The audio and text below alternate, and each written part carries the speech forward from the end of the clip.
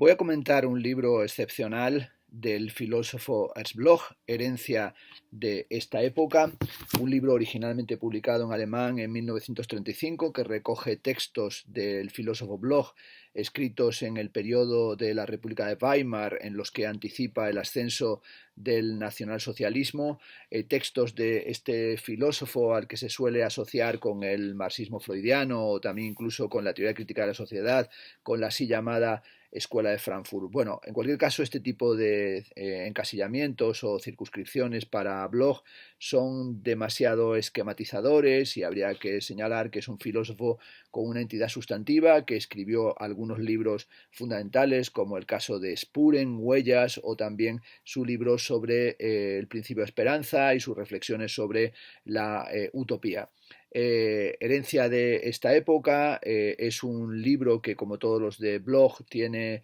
la doble cualidad de tener una enorme sutileza, una gran penetración filosófica, pero también estar caracterizado por un estilo literario muy cuidado y con una cantidad de sentidos en cada una de las frases, y por lo tanto la traducción que ha realizado Miguel Salmerón es un auténtico desafío. Miguel Salmerón, como me gusta a veces decir, es compañero y sin embargo amigo, es profesor titular de estética en la Universidad Autónoma de Madrid, es un pensador que se ha dedicado a investigar el contexto de la filosofía principalmente alemana, es un experto en estética moderna y contemporánea y también es profesor en el grado de música y allí imparte desde hace muchos años lecciones sobre teoría estética y sobre teoría musical y ha investigado principalmente la obra de Richard Wagner, pero también ha realizado traducciones de Goethe o también hace unos años realizó la excelente traducción y edición de La estética de lo feo de Karl Rosenkrantz que se publicó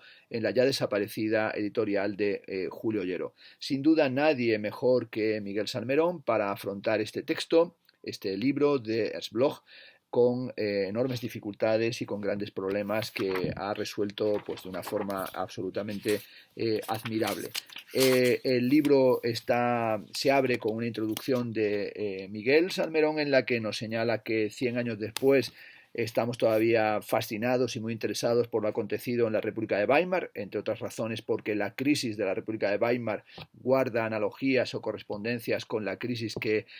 se ha desplegado en Europa, pero también en el sistema mundo a partir de la crisis económica del año 2007-2008 y ese contexto de fragmentación y de autoalienación que se produce en la República de Weimar también tiene ecos con las cosas que están aconteciendo en nuestra época y sobre todo nos llevan a pensar aquello que Benjamin llamaba experiencias límite o experiencias del umbral. En la introducción, Miguel Salmerón contextualiza perfectamente a Ernst Bloch como un intelectual del proletariado, como alguien que desplegó un pensamiento, dice así Gómez Heras, con una mezcla extraña de mesianismo judío-cristiano, de utopía marxista y de especulación hegeliana, un pensador que estuvo cerca a figuras, como ya hemos dicho, como la de Benjamin, que no surge del contexto aristocrático Bloch, sino que surge del contexto del proletariado, de la clase trabajadora. El padre de Bloch era un trabajador del ferrocarril. Los principales conceptos, apunta en la página 15 Miguel Salmerón de Ernst Bloch, son herencia, utopía concreta, multiversum, posibilidad y asimultaneidad. Y bueno, Bloch va a desarrollar una filosofía que califica a Salmerón como una filosofía de un cierto ateísmo humanista. Autor de una impresionante monografía sobre Thomas Münster en 1921, va a publicar más adelante El espíritu de la utopía y sobre todo una colección de ensayos que va a titular en 1923 A través del desierto. Spuren del año 1930 es un texto de carácter filosófico literario, un tanto impresionista, que guarda relación con el libro de Benjamin, el libro maravilloso Heimanstrasse, Calles de Dirección Única del año 1928, y Bloch va a dedicarse en esos años, en los años de la República de Weimar, a una intensa labor de escribir en la prensa, particularmente en el Frankfurter Zeitung, y allí es donde va a publicar algunos de los textos fragmentarios o de los fragmentos que luego va a recoger en este voluminoso libro en Herencia de esta época. Herencia de esta época, señala Salmerón,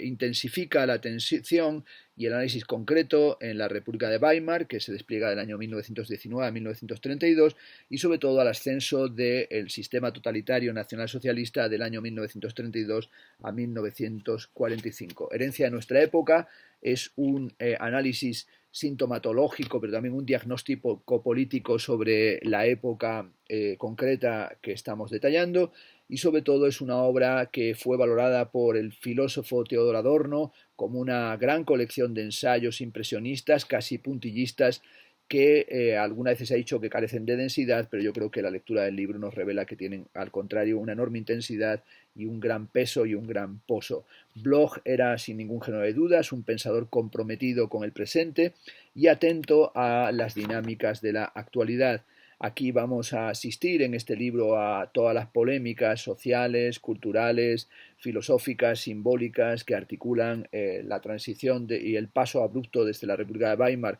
al ascenso del nacionalsocialismo, pero en él despliega principalmente una polémica con las tendencias estéticas del momento y particularmente la polémica central es en torno al expresionismo y a la nueva objetividad y a la teoría estética del reflejo, pero sobre todo el tema que late de fondo es el de cómo pudo ascender, cómo se constituyó esa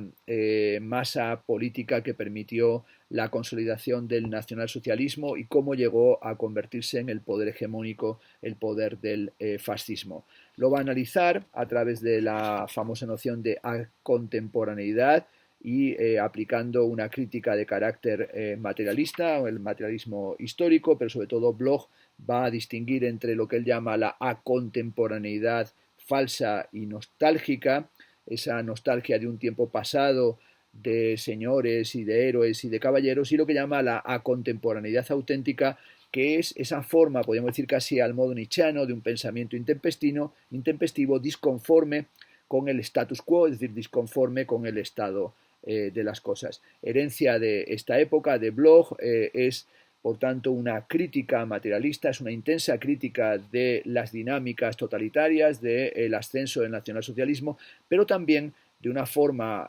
crítico-dialéctica, acusa y ataca a los partidos de izquierda porque no fueron capaces de entender las tendencias del momento y no fueron capaces de posicionarse de una forma adecuada, ni de plantar cara, ni de ser un dique de una forma de resistencia frente al ascenso del totalitarismo. En este sentido, herencia de esta época, como dice en la página 24 Miguel Salmerón, es un friso en el que se muestra lo que llama herencia desaprovechada, pero también es un análisis de cómo puede latir dentro de la época de la República de Weimar un mínimo destello de un espíritu de la utopía. Al fin y al cabo, dice Balser, hablando en torno a Ernst Bloch, ya hemos aprendido bien lo que es el miedo, ahora se trata de saber lo que es la esperanza.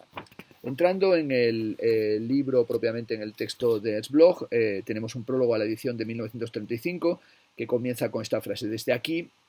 se puede divisar una amplia panorámica. El tiempo está en decadencia y está gestando algo simultáneamente. No cabe duda de que es una situación, dice Bloch, de miseria infame, en la que va a salir algo tortuoso, pero también no cabe duda de que el fin no será burgués. De lo que está hablando Bloch es de las tensiones, de los conflictos políticos del proletariado, de la urgencia de la emancipación, pero también de las dinámicas específicamente marxistas que tendrían que ver con el desmoronamiento de la burguesía y con la necesidad de construir un nuevo mundo, pero también con el ascenso de lo que califica como un fraude centelleante y embriagador, que sería el fascismo, que resulta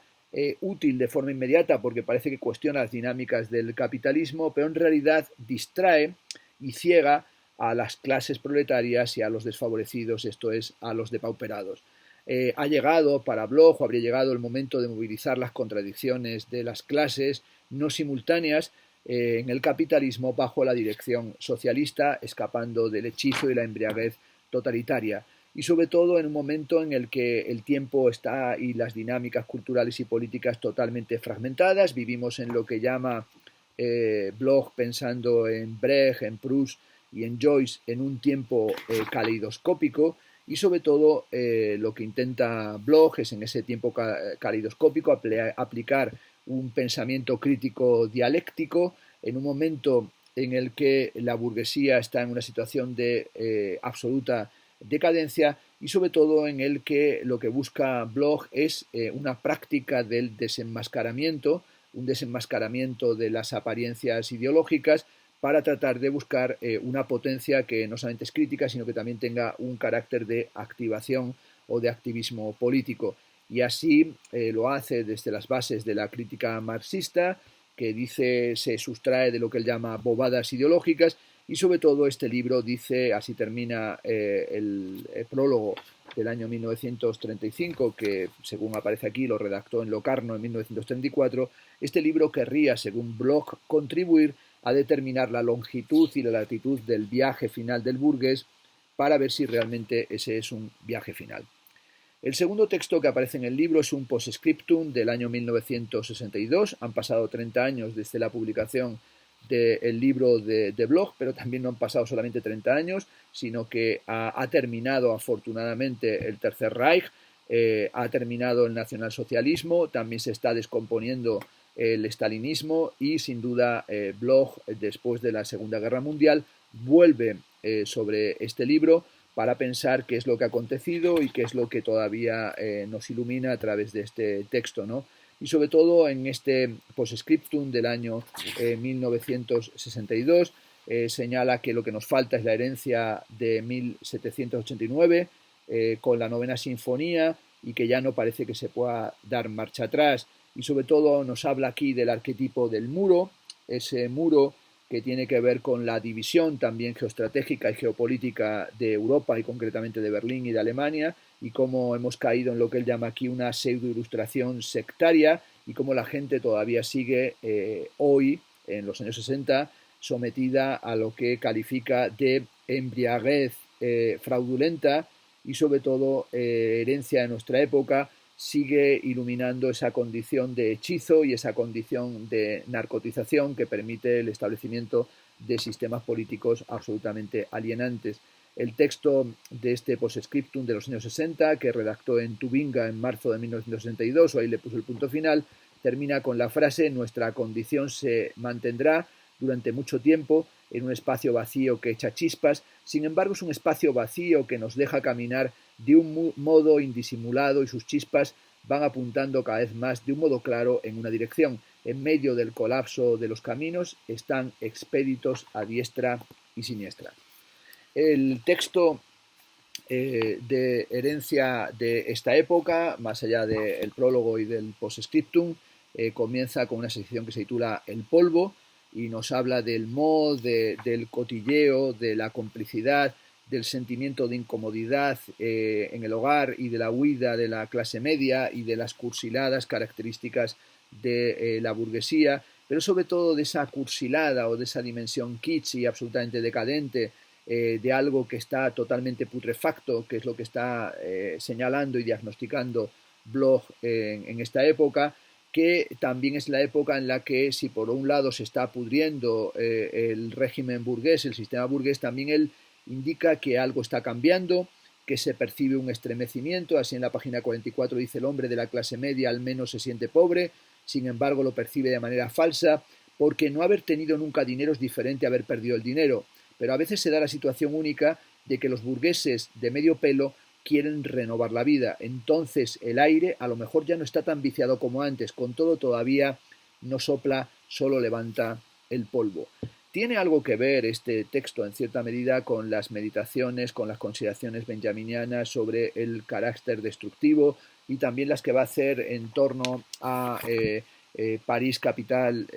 del siglo XIX, y las meditaciones en torno a Baudelaire en Das Passagenwerk, sobre todo cuando Benjamin viene a subrayar esa condición de Baudelaire de sepulturero del propio régimen burgués, y cómo hay un estremecimiento y esa dimensión de tenemos que hacernos pobres, y esa búsqueda de un carácter destructivo a partir de la dimensión de lo que llama esa transformación casi nihilista Benjamin de la realidad, en el texto breve y magnífico Experiencia y Pobreza, que en español se publicó por vez primera en Discursos Interrumpidos 1, en aquel volumen que sobre Benjamin preparó Jesús Aguirre en la editorial Taurus en los años 70. La primera parte de herencia de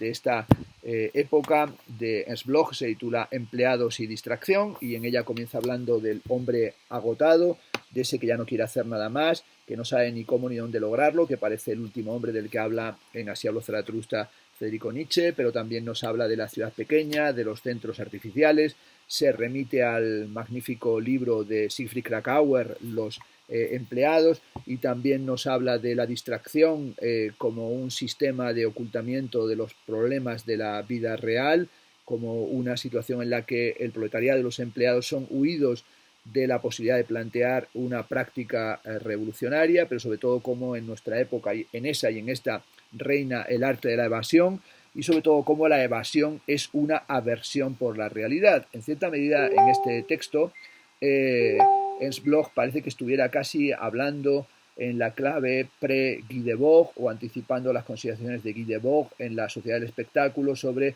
el espectáculo como aquello que colapsa todas las transformaciones que nos permitirían escapar de la jaula de hierro y del espacio satánico que es el que configura el propio capitalismo. En la segunda parte de este volumen se titula A contemporaneidad y embriaguez y nos habla de estos tiempos oscuros y sobre todo de una especie de aire, dice, que apesta, y de una dimensión de emergencia de un patriotismo, de un nacionalismo que, bueno, es ese nacionalismo que he comentado ya a partir del libro de Georges Lemos, La nacionalización de las masas, publicado en Martial Pons, y cómo aparece toda la dinámica del orgullo racial, que se convierte en manía de nobleza de la gente ordinaria y que parece que fuera como el honor de los alemanes, y que es en realidad toda la ideología del sectarismo genocida que es propiamente el nordicismo, ¿no? Y cómo el pueblo es continuamente sometido a esta estafa vergonzante y cómo la nación se va convirtiendo en el objeto del sentimiento patriótico, pero muy lejos de lo que habría sido el sentimiento patriótico, por ejemplo, en la Revolución Francesa. El pueblo elegido o el mito del pueblo elegido señala en la página 63, ni siquiera es el mito de la burguesía o el que llega a través del romanticismo, sino que es un mito que va a ir analizando Bloch como intenta arrancar elementos o atraer elementos de la Biblia para generar una cultura alemana que toma elementos bíblicos pero que también los va sistemáticamente distorsionando, ¿no? Y cómo esa distorsión afecta a la totalidad de la cultura y sobre todo va generando ese mundo teutón que va dejando de lado todo lo utópico para convertirse en un mundo marcadamente reaccionario. En la página 69 dice que el fascismo alemán puede ser visto como una turbia respuesta de la clase media y una respuesta exacta del gran capital a una crisis que le desquicia. El vacío de la distracción se convierte así en embriaguez con exotismo en casa y con un mito nacional que está lleno de una enorme cursilería que no encuentra objetivos más que en esa niebla, en esa lejanía, en esa imposición de toda una mitología de la nueva monumentalidad, en un concepto de belleza para-wagneriano o pseudo-wagneriano. Lo que va a ir señalando constantemente Bloch es que el fascismo lo que viene es a intentar dar una respuesta a la propia crisis del capitalismo en el tiempo de la República de Weimar, pero que el capitalismo siente que aquí, con el ascenso del fascismo, lo que se están proponiendo son unas verdades contradictorias. Por un lado, una verdad irracional para el pueblo y una verdad abstracta y mecánica en la producción. El capitalismo no ha tenido otra alternativa que entregarse al fascismo, pero sobre todo entregarse a una especie de anticapitalismo romántico, que sería una dimensión de cuestionamiento de todos los sistemas productivos, pero en realidad sin que cambien las propias condiciones de producción, es decir, manteniendo la alienación y el sometimiento del proletariado y la marginalización y el proceso creciente de pauperización. En el capítulo o en el subcapítulo que titula Amusement and Co., Espanto, Tercer Reich, escrito en septiembre del año 1930, comienza diciendo que cuanto más brutalmente discurren las cosas, más enloquecidos son los hombres que van emergiendo. Sin duda, para esta generación de pensadores que vivieron en la República de Weimar, como son los vinculados a la Escuela de Frankfurt, muchos de ellos judíos y marxistas,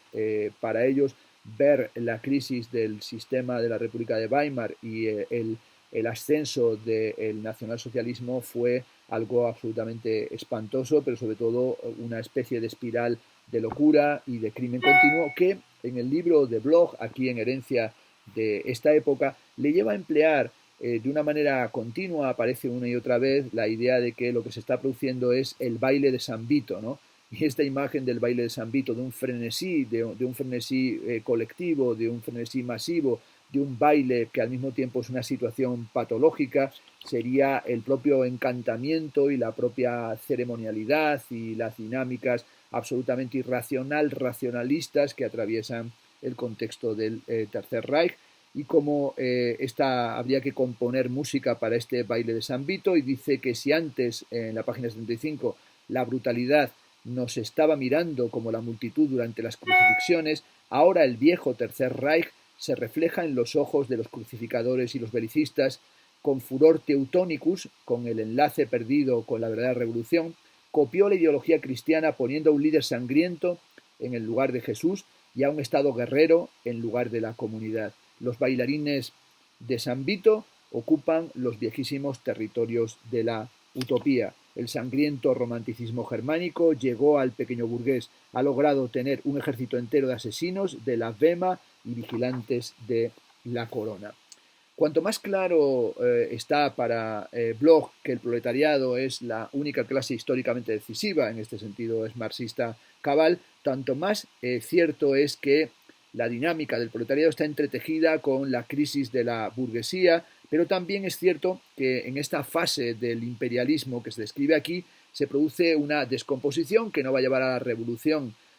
comunista, a la revolución diagnosticada por Marx, sino en realidad va a llevar a la descomposición nacionalsocialista y al sostenimiento de ciertas ideologías tardoburguesas. Los marxistas vulgares, apunta Bloch, no cuidaron ni lo primitivo ni la utopía, y así los nacionalsocialistas se sirvieron del poder de seducción de la mitología romántica y fueron capaces de crear el fraude que les permitió la toma absoluta del poder. La historia, señala Bloch, no es una realidad que avanza en línea recta, en la cual el capitalismo como última época hubiera resuelto todas las etapas anteriores, sino que es un ente, dice él, de ritmos y espacios múltiples, con bastantes ángulos en absoluto revelados ni superados. El romanticismo nacionalsocialista, así lo establece Ernst Bloch, mantiene una relación mala e inmediata con la civilización actual, es decir, se ha opuesto a la misma de un modo inmediato, y en este sentido se trata, dice Bloch, de un jacobinismo del mito. Ese jacobinismo del mito es en realidad una especie de ideología paradójica porque es anticapitalista y al mismo tiempo capitalista. Así en la página 80 nos habla de que Thyssen, que nos suena, ¿no? ¿Verdad? El Museo Thyssen y los orígenes de la fortuna de los Thyssen, y Schroeder y otros patronos del nazismo no han podido encontrar mejor situación, que es esta situación de presunta crítica del capitalismo, pero a su vez capitalismo salvaje, y es como una especie, dice Bloch, de nuevo cuento de Caperucita Roja.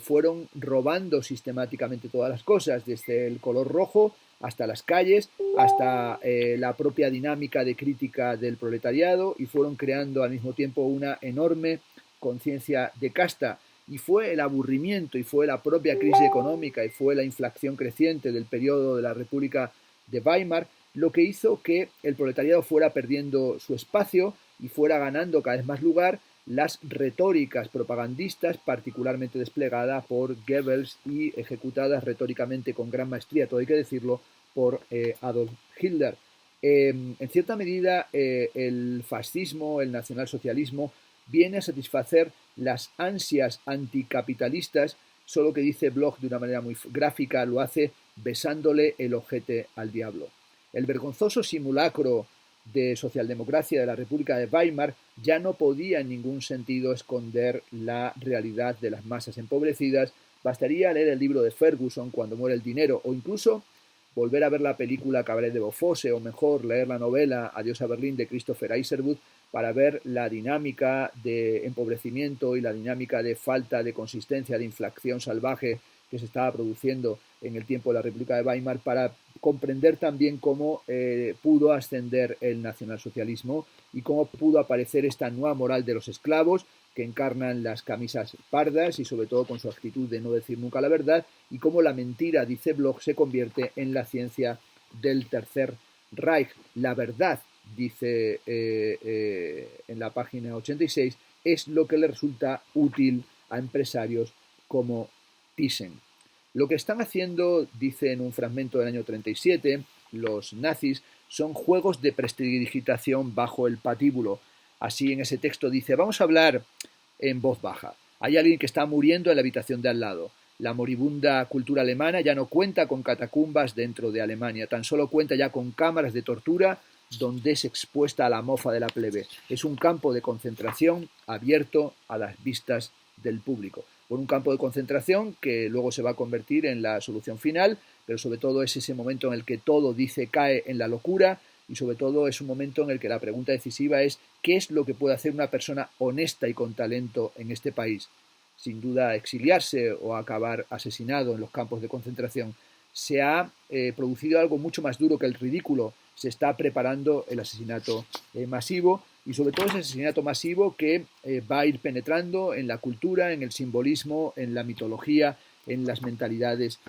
cotidianas, y sobre todo vamos sentándonos, dice, en el sofá de felpa y apartándonos de la dinámica transformadora, de la dinámica revolucionaria. Y sobre todo esto va sucediendo con la música de fondo del discurso del Führer y de la Führung, pero sobre todo de esas representaciones del Tristán, y como Wagner va a aparecer como el Wagner bárbaro, escasamente griego, pero sobre todo es aquel que va a servir para la consolidación del nazismo, del histrionismo y de la consolidación de la barbarie decadente. Esa dimensión de esa barbarie decadente es evidentemente decadente, pero al mismo tiempo es la teoría del esplendor que ellos entienden como teoría racial, que se articula a partir de los años 30 y que recoge multitud de textos biologicistas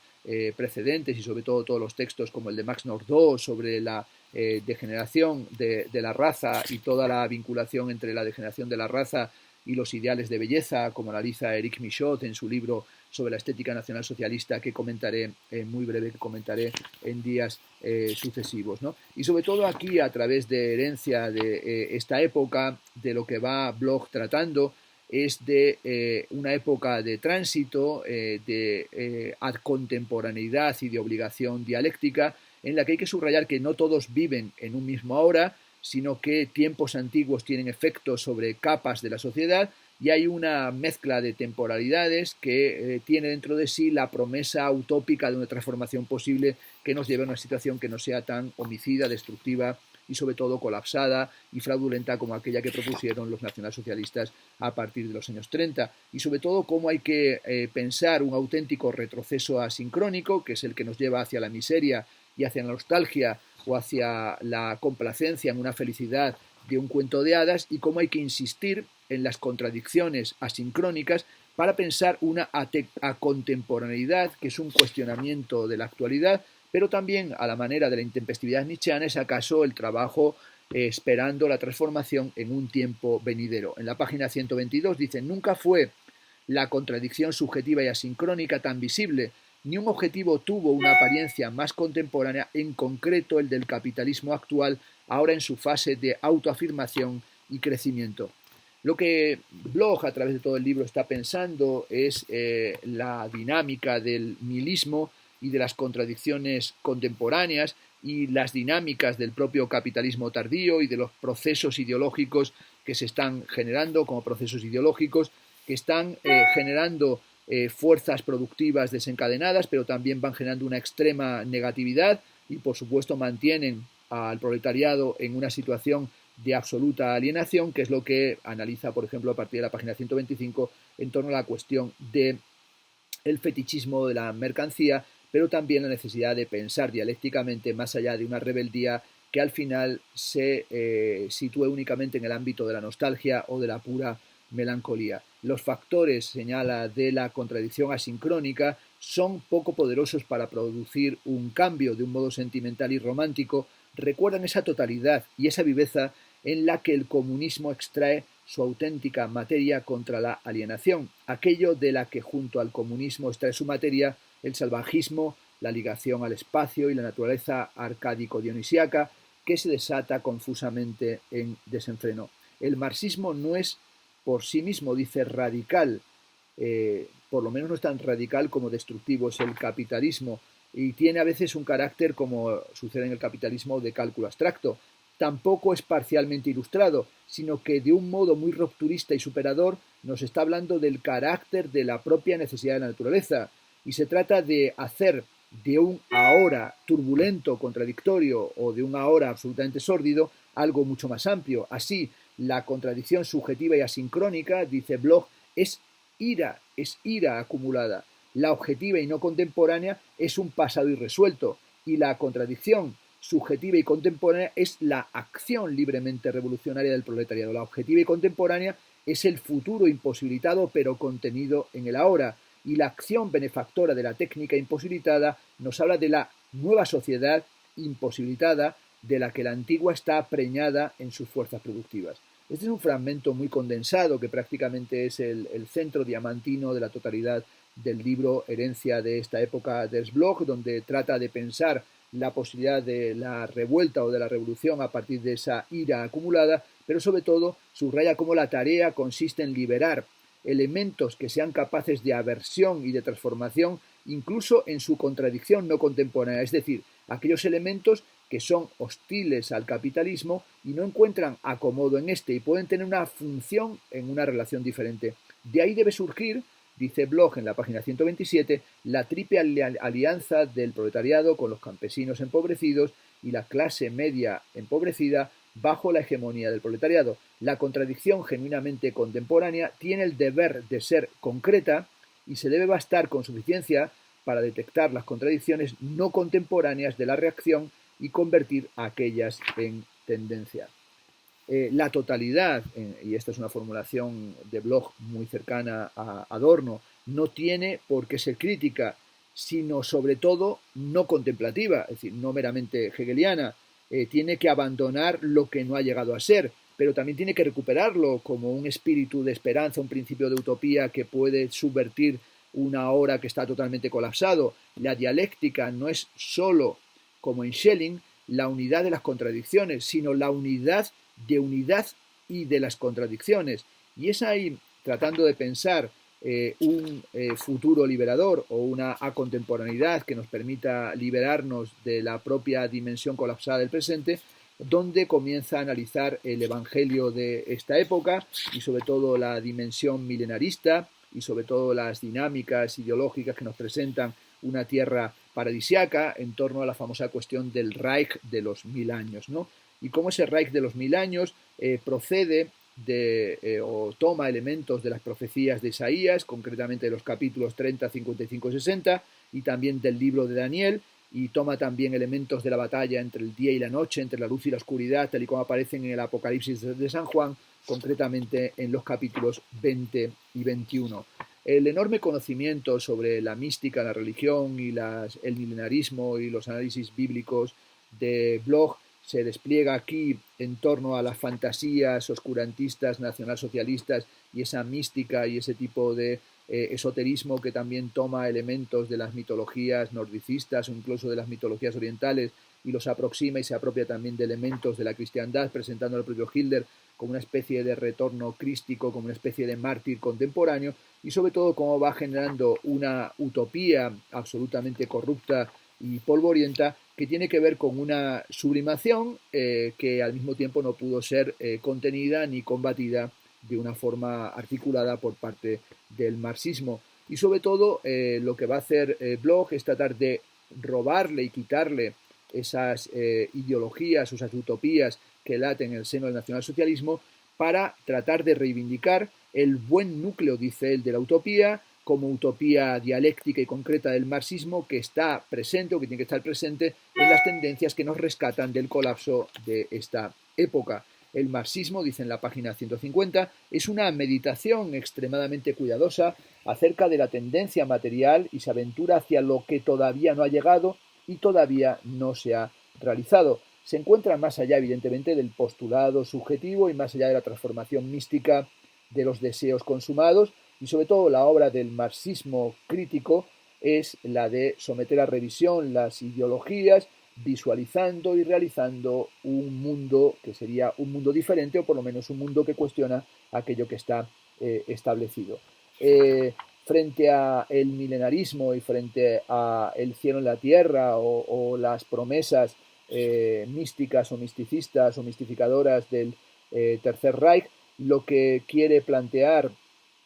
Bloch es una ilustración dialéctica en la que retoma cuestiones de Brecht, por ejemplo, cuando señala que el núcleo central de Brecht es la fórmula de que el comunismo no es radical, que lo radical es el capitalismo, pero que hay que combatir la distracción, porque la distracción y la embriaguez son las aguas revueltas en las que ha pescado y sacado muchos beneficios el nacionalsocialismo, tratando de introducir dinámicas reflexivas. Caronte dice en la página 155, no hacía cruzar a personas completas hacia el otro lado del río, sino solo a sus sombras, pero era Caronte. El socialismo, por su parte, no quiere el Hades, sino el cielo y la tierra. Por eso tiene en cuenta el ser total de la historia en su cuerpo corregido y transfigurado. Aquello que lo feudo-burgués comparte con las ideologías es desenmascarado por el materialismo dialéctico, pero el resto no descargado y cultural como sustancia sin oposición, lo hereda.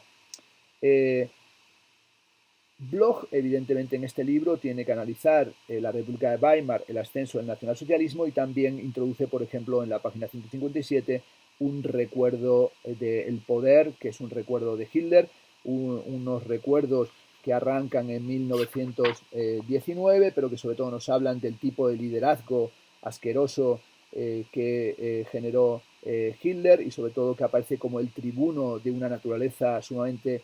subjetiva, y sobre todo cómo va a generar la ideología de la patria y del ejército fuerte y una religión con una tropa y con un mito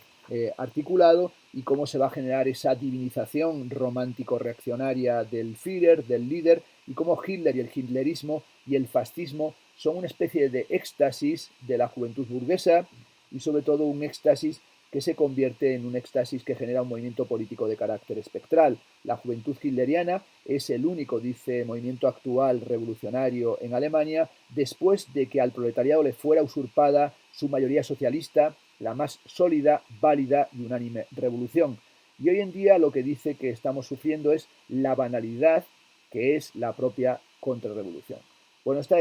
afirmación de que la banalidad es contrarrevolucionaria,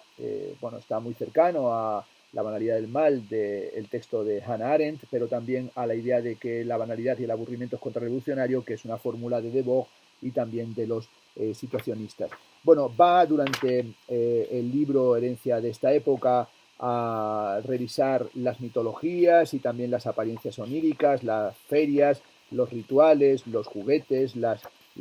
leyendas, las cantinelas, las fantasías ocultas, las formas de articulación del paganismo y sobre todo la esterilidad y la esterilización que va generando el propio nacionalsocialismo en la articulación de esta generación decadente de la burguesía, y cómo se va generando un mercadeo con lo oculto, un mercadeo con lo esotérico, y sobre todo se va generando un discurso que va sometiendo y va envenenando progresivamente a la población y a las multitudes, a las masas. La tercera parte del libro se titula Alta burguesía, objetividad y montaje, y en esta parte nos va a hablar de ese montaje que se va generando en Alemania y particularmente en Berlín, y cómo va surgiendo la objetividad, o cuál es la estética de la objetividad, o de mejor de la nueva objetividad, y cómo la objetividad cumplió la función de proporcionar la más noble forma de distracción, y cómo el montaje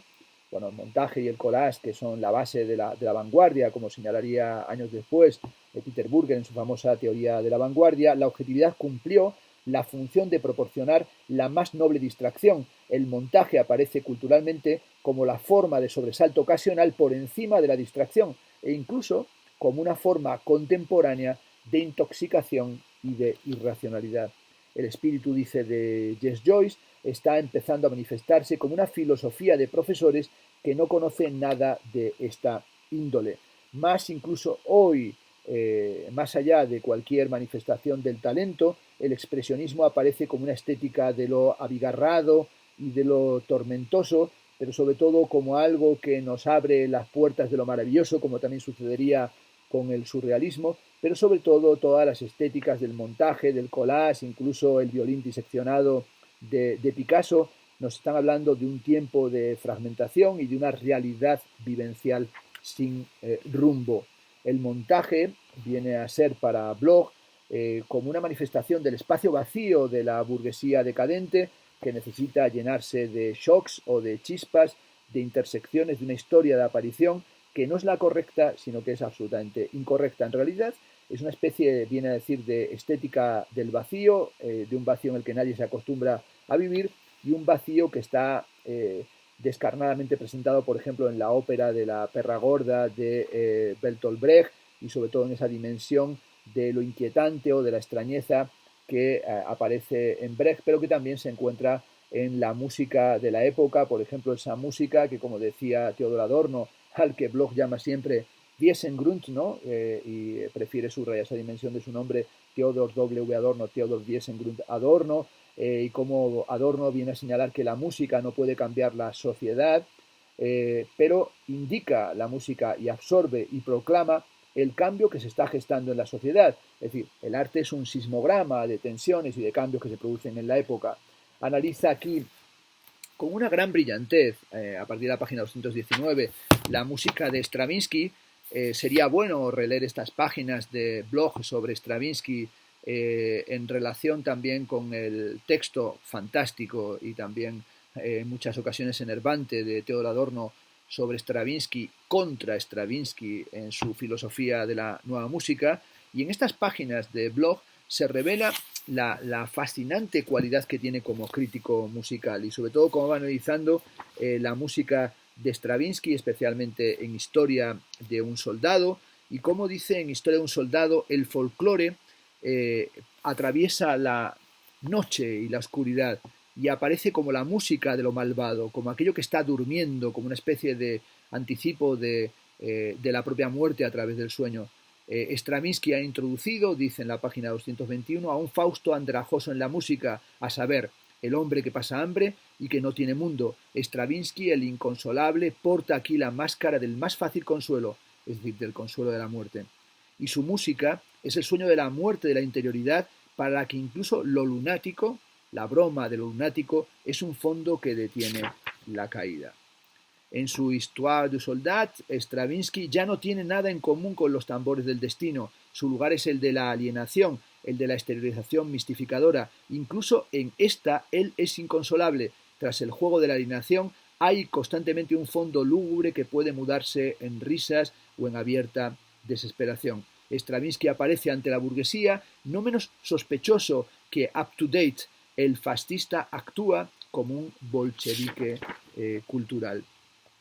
También va a realizar un pequeño análisis de la música, justamente al terminar de hablar de Stravinsky, como si estuviera aquí dialogando con Adorno, pasa a comentar la música de Alban Berg y dice, los músicos, por otra parte, que se encuentran en una situación extraterritorial de reificación como Alban Berg, hacen el objetivismo sin objeto más difícil, a través de un sujeto que se ha hecho expresivo de su certeza de un modo peculiar. En lo que toca a Wojciech de Berg, el tema de la música no es la dureza del automatismo de un destino, ni tampoco la dureza sublime de una catedral, sino un hombre pobre y sufriente y el abismo de una tempestad que hay dentro y fuera de él. Por eso la música de Alban Berg, señala Ernst Bloch, ha conseguido su dureza y su precisión realista concretamente en el abismo de las tempestades ante las que uno se siente indefenso. También analiza a la carrera la música de Schoenberg y sobre todo cómo vienen algunos enemigos de Schoenberg a señalar que Schoenberg es una especie de romántico, como si fuera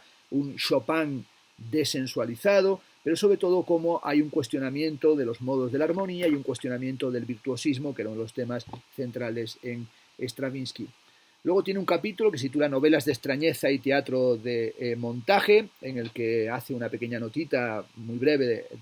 ciertamente, sobre las piazzas metafísicas de Giorgio de Chirico, donde menciona Le Passant de Paris, el campesino de París de Louis Aragon, o también la narrativa kafkiana lo que él llama el silente gran fenómeno de Kafka y sobre todo su mitología real de dependencias no dominadas. Bueno, Kafka era una pièce de résistance, era un elemento central para la reflexión crítico-cultural en este momento. Pensemos en los fascinantes textos de Benjamin sobre Kafka, pero también en los ensayos verdaderamente magistrales del propio ya mencionado Theodor Adorno en torno a Franz Kafka, y también tiene que pasar por estos textos que hablan de la burocracia, pero también de la violencia y también de un mundo, de un juicio en el que la culpabilidad se ha decretado antes de que se inicie ni siquiera el procedimiento, y como aquí Kafka aparece como una referencia. También va a entrar a mencionar y analizar Proust y el ego fundido en su vida interna y externa, o también Joyce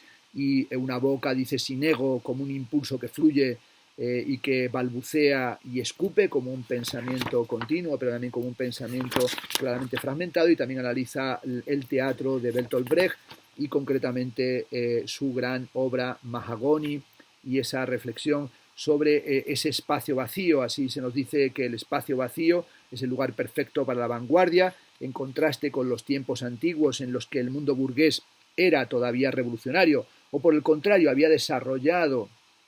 un mundo de equilibrio entre lo que se podía perfilar y lo que tenía el aspecto de perfilado. También menciona como Brecht sería como una especie de leninista del escenario, en el que lo que está haciendo es presentarnos una crítica continua, una crítica social a través de su teatro, y cómo Brecht se distancia de la nueva objetividad burguesa y de su estrechez de miras, planteando una posible liquidación teatral de la burguesía a través de su teatro político, de su teatro pedagógico. Brecht se opone, como sabemos, al drama aristotélico, se opone a la catarsis y a la empatía, que permite al público poner en juego sus sentimientos con diversión en lugar de influir en ellos mediante una intervención, lo que se llama interrupción teatral. Y como ese extrañamiento, esa interrupción teatral es algo que va a analizar en los años 30 Benjamin en sus famosos textos recogidos en el libro Tentativas sobre Brecht. Esta intervención brechtiana en la conducta social del público deriva no solo del drama, de parábola, ni de lo épico, sino que tiene que ver con esta metodología del montaje que para Brecht significa el cambio de una persona a partir de una situación previa, el cambio de función en una situación nueva, pero también la actuación que modifica el comportamiento y la conducta. La realidad misma está llena de interrupciones y su extrañamiento y su interrupción trata de hacer que pasemos de la catarsis, del temor y la compasión y la purga de estos sentimientos, tal y como se establece en la poética aristotélica, a una reflexión y a una articulación tal vez de una responsabilidad y al pensamiento crítico sobre una comunidad que podemos calificar como una comunidad venidera. También analiza el expresionismo y las pinturas expresionistas en la cuestión de Das Entartete de Kunst, del arte degenerado, de las pinturas degeneradas tal y como fueron presentadas por los nacionalsocialistas, y analiza la obra de Paul Klee y su condición de maravilloso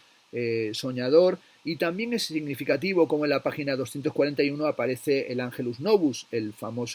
la famosa obra que se ha convertido ya en totémica y archicitada porque aparece en los textos de filosofía de la historia de Walter Benjamin, que era el propietario de esta obra. Dice así: desde la dirección del clasicismo, Hitler posee esto, se ha convertido en el ideal de los ignorantes y de los profesores de enseñanza primaria. Y las águilas romanas, las columnas triunfales y el resto de la noble sencillez y la serena grandeza que hoy son tan imperiales como la poesía lírica de Brecht o incluso el dibujo de Klee, Angelus Novus. Bueno, es un pasaje bastante confuso, pero parece que estuviera oponiendo los ideales de la belleza neoclásica, de la estética racial nacionalsocialista, a la interrupción brechtiana, a la poesía lírica de Becker o al dibujo del Angelus Novus de Paul Klee, que tematizó Walter Benjamin, como digo, en el archicitado y en el muy conocido texto. Insiste una y otra vez Bloch en el montaje como adición y partes trasplantadas y transformación de la apariencia del mundo, tal y como se produce, por ejemplo, en la pintura picassiana, o también como se produce en la pintura de Van Gogh, y sobre todo nos habla de cómo la estética del arte que propugnan los nacionalsocialistas no es la del montaje, sino que en realidad la presunta riqueza de formas del arte nazi no es otra cosa que una perpetuación de la cursilada y de la estética kitsch. sostiene extensos fragmentos sobre las discusiones en torno al expresionismo. Es un texto del año 1938 en el que tiene que revisar el ensayo del año 34 de Lukács, Grandeza y declinar del expresionismo, y en el que tiene que analizar, bueno, el tipo de mentalidad burguesa que detecta Lukács en el seno del expresionismo, y bueno, analizar cuál es la dinámica que se encuentra, por ejemplo, en Marc o en el Jinete Azul, pero también el Sturm und Drang, o en las ideologías estéticas que se encuentran propiciadas por teóricos nacionalsocialistas, como el caso de Rosenberg, que son verdaderos defensores del arte neoclásico, clásico y finalmente kitsch. Son muchas las páginas que dedica a esa revisión del expresionismo, a veces, por ejemplo, hablando de la importancia que tiene el mundo de Goya, e incluso el Guernica de Picasso, y la desgarradura y la representación de los espacios, de las cámaras de tortura y la tensión y de la violencia, pero cómo va a ir apareciendo todo un mundo de una cierta conformidad estética, que luego va a analizar también a través de la filosofía, especialmente a través de la filosofía de Ernst Mach, y a partir del análisis de la filosofía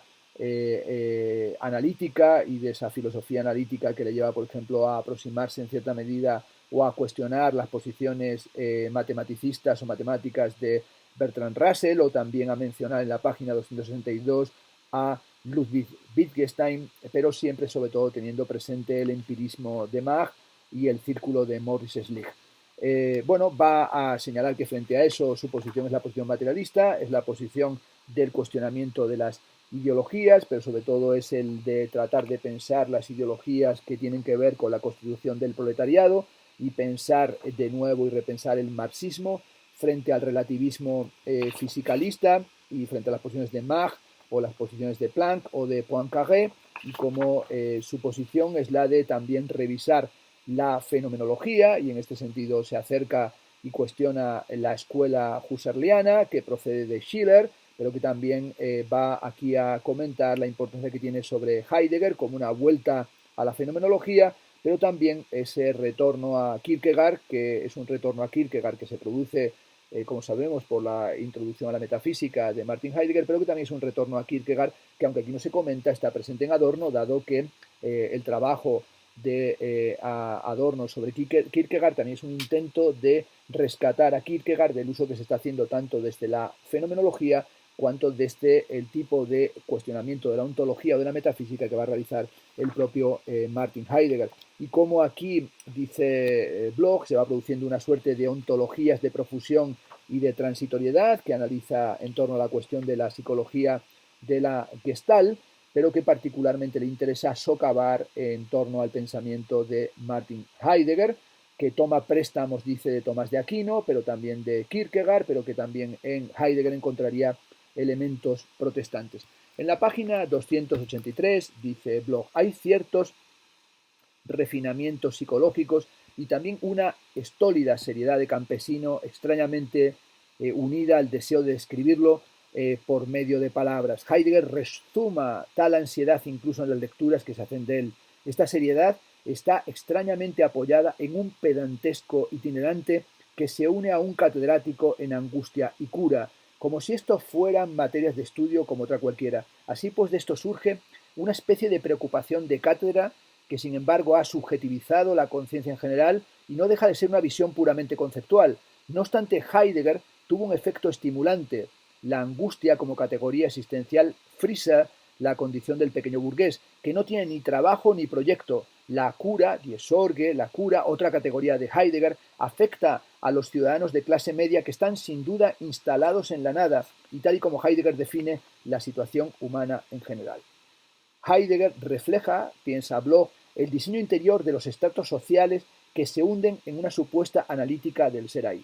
Bueno, la crítica que hace aquí de Heidegger es una crítica que tiene mucho que ver con el texto de Adorno, la ideología de la autenticidad, y en su devastadora crítica, casi un libelo contra Heidegger. De hecho, en la página 284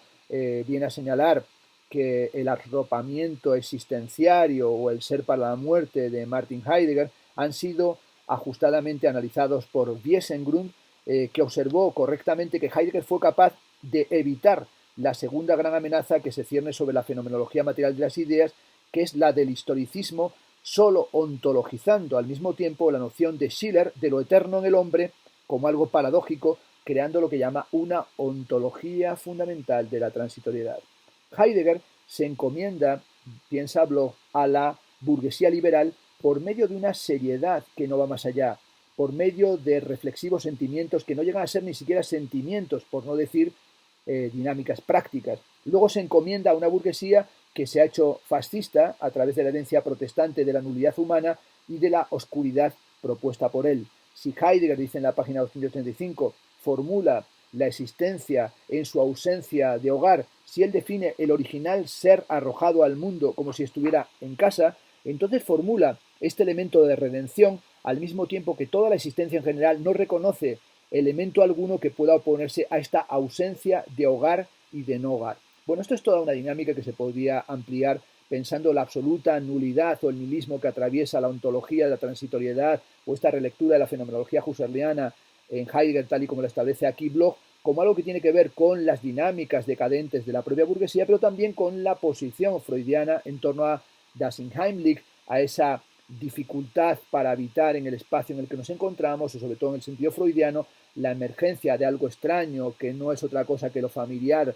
sometido al proceso de la represión, que sería el texto de 1919 de Sigmund Freud, que podríamos entender que también late por detrás, aunque no está mencionado por Ernst Bloch, de este fascinante texto Herencia de esta época. Bueno, sin duda, en todas estas páginas lo que hace es desmantelar la filosofía que va a servir como base o como fundamento a las ideologías nacionalsocialistas o el tipo de distorsión que se está produciendo en este momento, que también tiene algo que ver con lo que él llama la actividad rapiñadora o los depredadores de Spengler y del texto de Spengler sobre la decadencia de Occidente, y cómo va a servir como fundamento ese texto de la decadencia de Occidente para una filosofía del descontento o para una sensación de inacabamiento y para toda esa ideología fraudulenta que va a imponer el totalitarismo, el nacional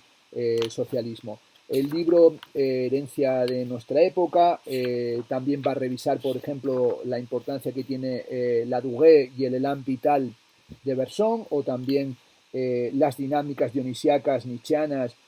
como fundamento de ciertas posiciones ideológicas de la época, pero también de las fantasías abstracto-anarquistas y de toda esa permeabilidad de lo nietzscheano que se va a producir en este momento. También va a analizar la importancia que va a tener el surrealismo, pero también ese surrealismo que permea, por ejemplo, algunos textos benjaminianos, como sería el caso de Heimanstrasse, Calles de Dirección Única, el texto benjaminiano, que es un modelo de pensamiento surrealista, así lo dice en la página 334 el propio Bloch. En la página siguiente, en la 335, dice que en Benjamin los actos se convierten en filosóficos, son una forma de interrupción, una forma de improvisación y son repentinas miradas de reojo a pequeñas particularidades y fragmentos que no ambicionan ningún tratamiento sistemático. Es lo que también había hecho Bloch en Spuren, es lo que había hecho en Huellas, ¿no? O eso que llamábamos filosofía puntillista, ¿no? Una micrología, ¿no? Esa mirada micrológica que también elogió Hannah Arendt en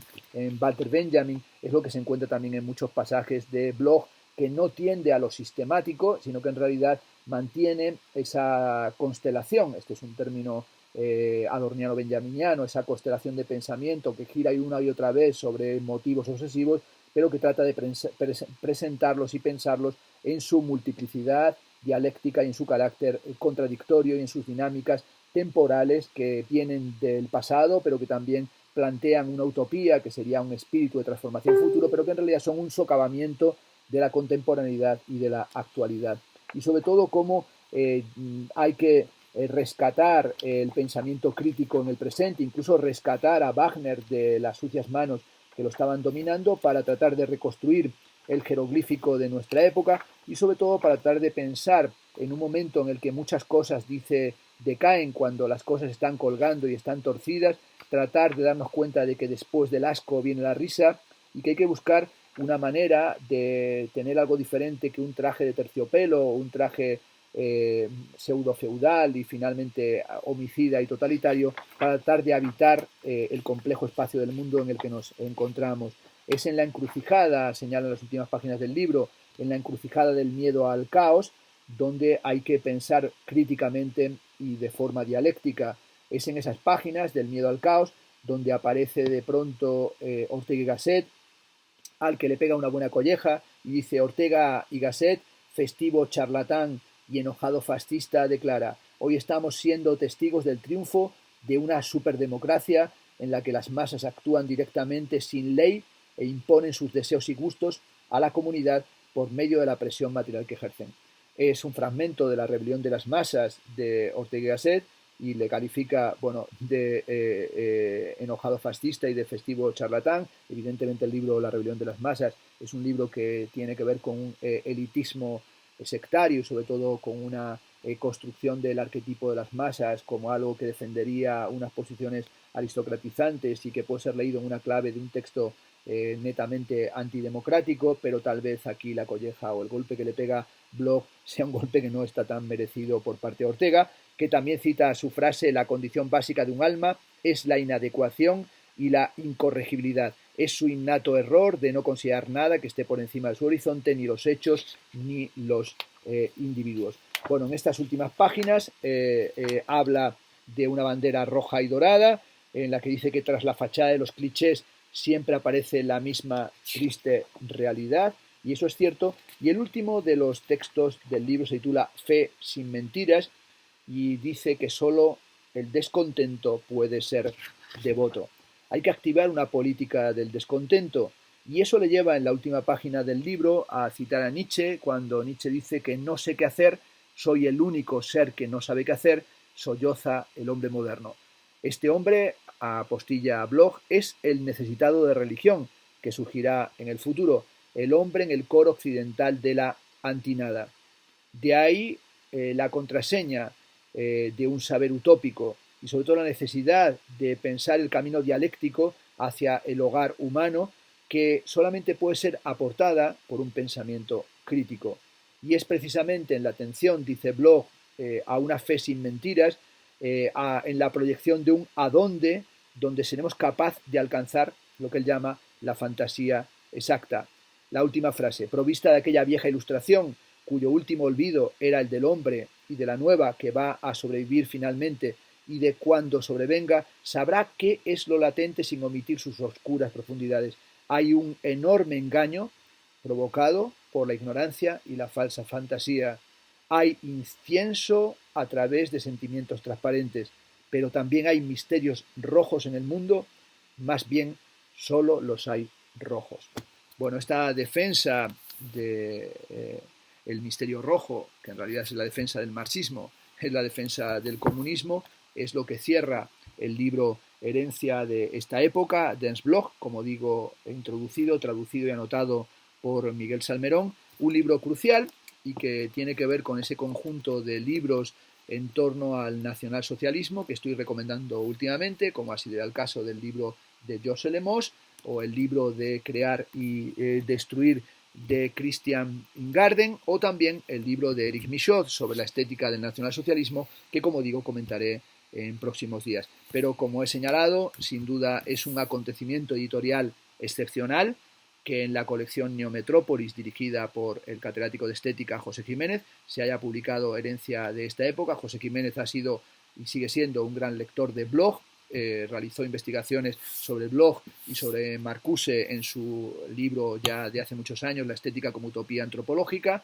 y ha sido sin duda Jiménez el que animó a Miguel Salmerón a realizar esta traducción, y tenemos de verdad que felicitarnos porque estos son esos materiales editoriales que nos permiten revisar también hoy, en el 2019, la herencia de nuestra época, volver 100 años atrás, volver un siglo atrás, para pensar ese siglo que dice Hobsbawm que es el siglo corto, ¿no? El siglo que comienza con la Revolución Rusa y termina con la caída del muro de Berlín, pero que es el siglo de los totalitarismos, de los fascismos, es el siglo de las revoluciones y de las contrarrevoluciones, y ese siglo que tenemos que seguir pensando porque tal vez seamos los herederos de esa situación contradictoria y de enormes tensiones, y tal vez volviendo a leer estos documentos podremos entender algo, porque como decía Benjamin, los documentos de cultura han sido siempre documentos de barbarie, y en la barbarie creciente del presente tendremos que volver a intensificar nuestras lecturas y nuestras lecturas históricas para comprender de qué somos herederos y tal vez qué utopía podamos todavía proponer o qué tipo de resistencia podemos plantear.